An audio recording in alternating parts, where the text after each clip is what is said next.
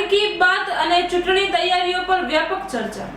કચ્છ જિલ્લા ભારતીય જનતા પાર્ટીના મંત્રી અને તાલુકા પ્રભારી રાજેશ પલણની વિશેષ ઉપસ્થિતિમાં અને લખપત તાલુકા ભાજપ પ્રમુખ ગણપત રાજકોરની અધ્યક્ષતામાં લખપત તાલુકા ભાજપની વિશાળ આયોજન સભા યોજાઈ, જેમાં બેઠકની શરૂઆતમાં તાલુકાના મહામંત્રી જેતમાલજી જાડેજાના પિતાનું અવસાન થતાં શ્રદ્ધાંજલિ અપાઈ હતી। ત્યારબાદ આવનાર કાર્યક્રમ તેમજ સ્થાનિક સ્વરાજ્યની ચૂંટણીને ધ્યાને રાખી સંગઠનાત્મક તૈયારી અંગે વિગતવાર માર્ગદર્શન આપવામાં આવ્યું હતું। સભામાં મુખ્યત્વે આવનારી 6 એપ્રિલે ઉજવાતા ભાજપના સ્થાપના દિવસને ગામે ગામ અને બૂથ સ્તરે ભવ્ય રીતે ઉજવવા આયોજન ઘડાયું હતું। કાર્યકર્તાઓને ઘેર સંપર્ક અભિયાન, ધ્વજવંદન સભાઓ તથા જનજાગૃતિ કાર્યક્રમ દ્વારા વધુમાં વધુ લોકોને જોડવા પ્રેરણા આપવામાં આવી હતી। ઉપરાંત 29 તારીખે યોજાનાર પ્રધાનમંત્રી નરેન્દ્ર મોદીના મન કી બાત કાર્યક્રમને દર વખતે પ્રત્યેક બૂથ અને ગામ સ્તરે રાખવામાં આવતી હતી। આ વખતે તાલુકાના મુખ્ય મથક પર રાખવાની છે।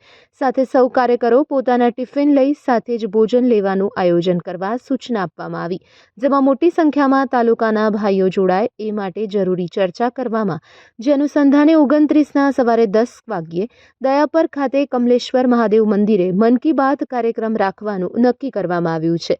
સાથે જ આવનારી તાલુકા પંચાયત, જિલ્લા પંચાયત અને સ્થાનિક સ્વરાજ્યની ચૂંટણીને ધ્યાનમાં રાખી બેઠકમાં સંગઠનને વધુ મજબૂત બનાવવા, બૂથ વ્યવસ્થાને સશક્ત બનાવવા તમામ મોરચાના નવનિયુક્ત હોદ્દેદારોને અભિનંદન આપવામાં આવ્યા હતા।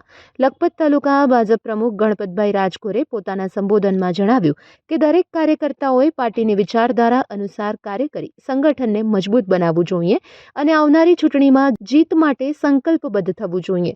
સમગ્ર બેઠકનું સંચાલન તાલુકા ભાજપ મહામંત્રી નીતિનભાઈ પટેલ દ્વારા કરવામાં આવ્યું, જ્યારે આભાર વિધિ કુલદીપસિંહ ચાવડાએ કરી હતી અને તેમણે સૌનો આભાર માન્યો હતો।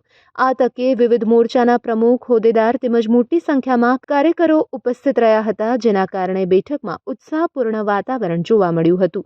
Report by Amitbhai Bhanushali, Naliya, Abdasa.